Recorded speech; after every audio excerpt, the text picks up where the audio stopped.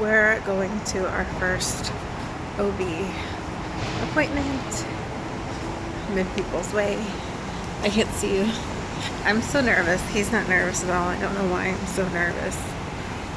Approved in the high-risk population. There's a cute little baby that is 98, 99% sensitive. Okay. So it's a little bit, different. Okay. Oh my gosh, it got big. Is it upside down? It is sideways. So kind of head here, kind of facing a little bit outward, back, butt, leg, arm.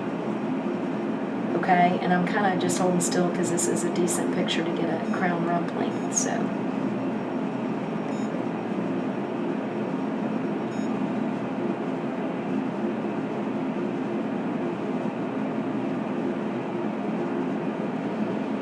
My measurements are different, so. And so all ultrasounds have come up to about that, Claudia, that they've had? I thought it's been a little off though, because I thought I was farther along. That's more like what I thought though, because it was my regular ovulation date was like saying I was like a week farther along than they were saying I was, because that's what I went by because I didn't track well. Yeah, but still, their early ultrasounds should be accurate. It should. The very earliest, when it's just a little peanut, that you can't have much margin of error. So those ultrasounds should be really right on. Okay. Now, babies can grow a little more, and by the end of the first trimester, we can be off, give or take 5 days, Okay. and still be within the same due date. But when you're off by a week Yeah. already, it's kind of making us, is this due date right or not? Yeah. Okay, so we'll figure it out.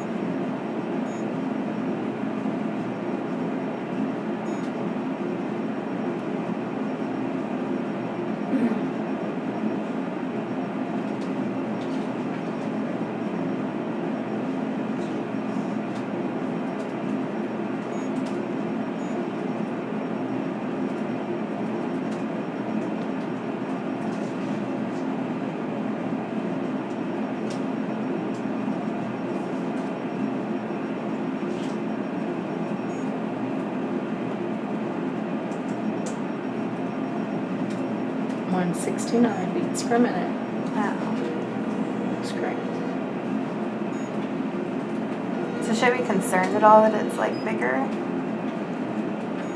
Oh no, I mean, it's too early to be. Is that an umbilical cord? Mm-hmm. Wow. Mm-hmm. Arms kind of coming up by the head.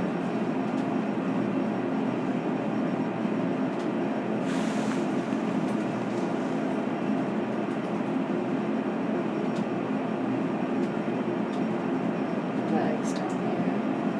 It's a little frog, kind of that little Indian style. Little knees.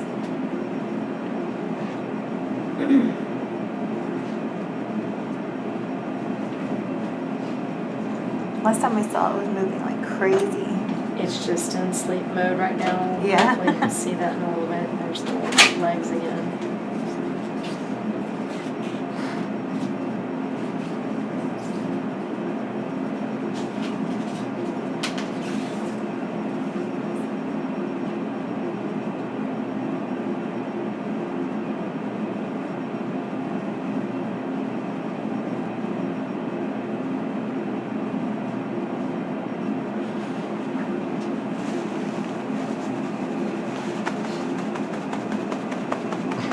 Wake up. I'm not really moving the baby. It's more just this probe moving, But trying to just get maybe a little acoustic or some kind of. Nope, I'm sleeping. Growing.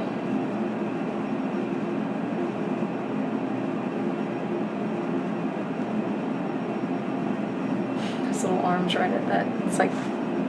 Crybaby. Wah wah. Very cute. I just want you to wake up. You're not waking up. So I'm home now. I'm just laying in my bed. let's talk about the appointment. We found out a couple things. They did let us record the ultrasound, but I am not like super crazy high risk, dangerous pregnancy, but I am slightly high risk, because I have high blood pressure. And it's, we had talked about that, and I told her how I was really kind of like stunned when I got pregnant because we had decided to wait for a while, and like focus on ourselves and lose more weight. And I told her, I was like, I've lost a lot of weight. I have a ton of weight left to lose, but losing a lot of weight never helped my blood pressure. And my cardiologist says that a lot of that is also genetics because everyone on my mom's side has high blood pressure no matter your size. But so just a couple of things like that. And we weren't going to do any genetic testing because it's really expensive. And even if our insurance is like, okay, we cover it, they're going to put it towards our $6,000 deductible. But they really kind of wanted us to do genetic testing because if something is wrong, we can be prepared for it, as in like Down syndrome, cystic fibrosis, stuff like that. We can be prepared for it and come up with the best plan. Like, we would never abort because of something like that or anything like that, but just so that there's a plan and we're prepared for any complications from that or just anything like that. So we did have to go ahead and do those tests. My God. Oh my God. The stress of me just imagining getting those bills. I'm trying not to stress out about it. I had like a panic attack in the car and started crying and freaking out and stuff. I'm okay now.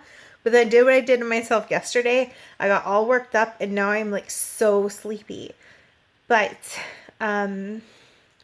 with those genetic tests, what we were going to do, originally we really wanted to do this, but we couldn't because my dad's wife's son's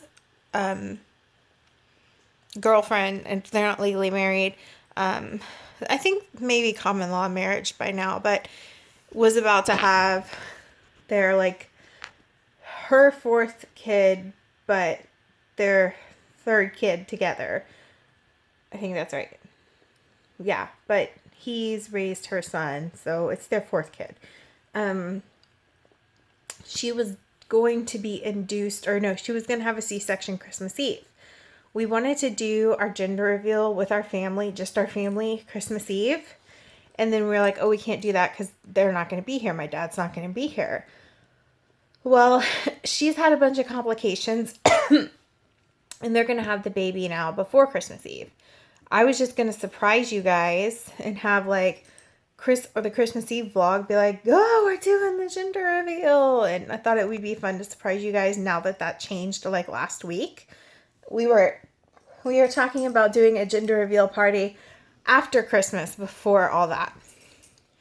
So with the genetic testing today, they told us you will know the baby's gender in a week.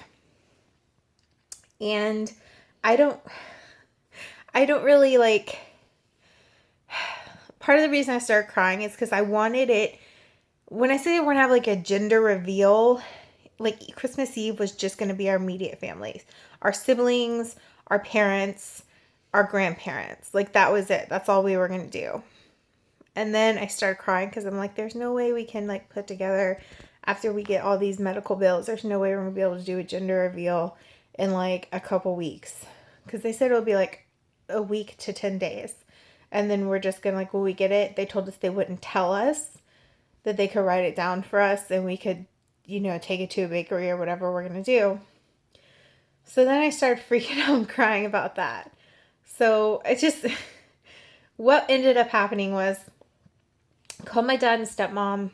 My dad didn't answer, but I talked to my stepmom. I was calling to see how everything was going with her son's, I was going to say wife because common law, but how everything was going with that. And then told her what was going on. And she was like, well, why don't you just let me and your dad do it?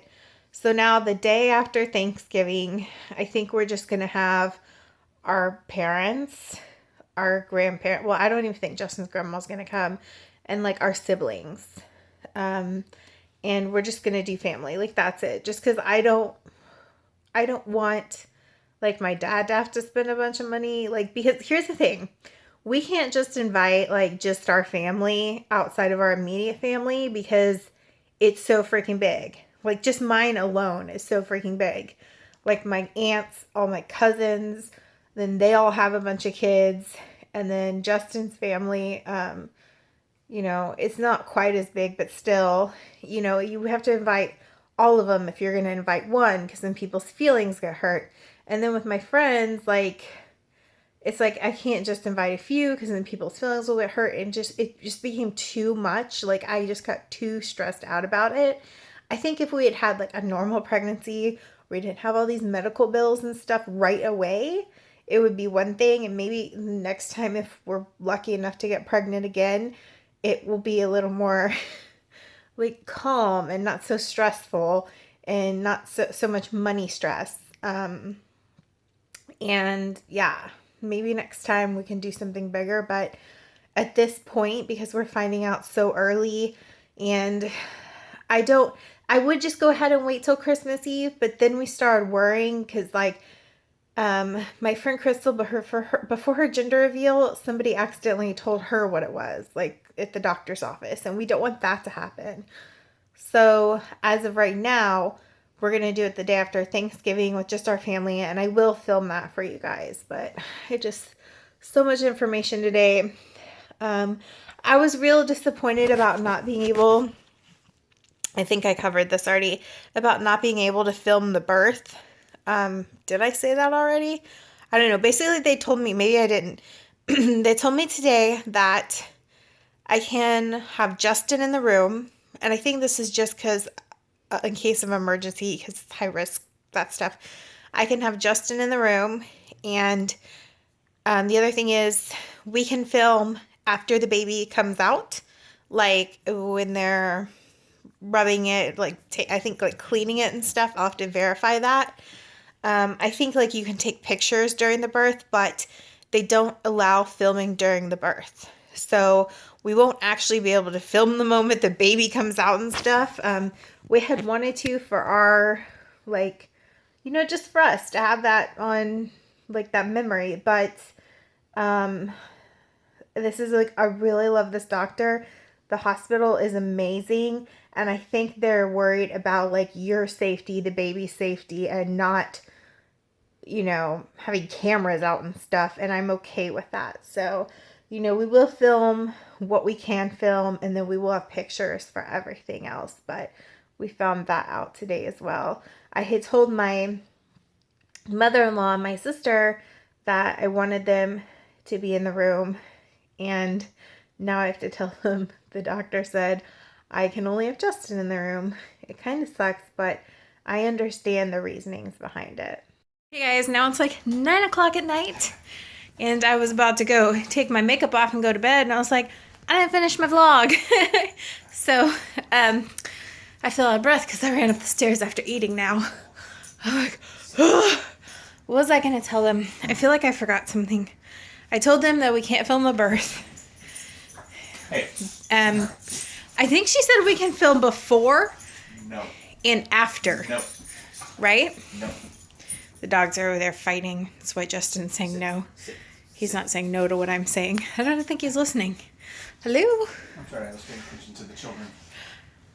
She said before and after, but not the birth. Okay. But they didn't say we couldn't take pictures. Yeah, pictures, not video. So we'll have that. We'll just supplement it in and then add the video back in after the baby's out. Can't have anyone in the room. Ugh, I feel like there's something else I forgot to tell y'all, but if I didn't, I'll probably remember it tomorrow. In a world where donuts have been... Everyone I didn't think this through. I'm sorry. I just stopped vlogging for a minute because I tried to say something about Krispy Kreme. It was like Christine. It just sounded funny. But okay. So the epic saga of Krispy Kreme donuts we'll continue tomorrow. I'm gonna like finish this vlog, edit it so it gets published around 10 a.m. I'm gonna get in my car. I'm gonna drive over there and wait it out. Of course, it's supposed to rain tomorrow, so I don't know if we'll be in the car or if we'll be standing in the line. But today, I tried to just like be like, I don't need a Krispy Kreme donut. I went to Shipley's just to get one glazed donut, and I was like, I'm just gonna get this off my mind and worry about the Krispy Kreme next week. The lady throws the bag in my car and says, oh, it's cold. Do you want me to microwave it? I was like, oh, like, this is why I need Krispy Kreme, because they come hot off the rollers and they melt in your mouth. Just like, it was such a slap in the face that I only ate like half the donut. So tomorrow I am going to go to Krispy Kreme, and if I get into the front of the line and actually get donuts, how many should I get, just so we don't have to worry about this for 6 more months? Should I just get a half a dozen? Yes. Okay. Deep freeze them. It won't be the same. So, anyways, people are asking about that. The saga will continue tomorrow, and I'll see you guys then. Bye.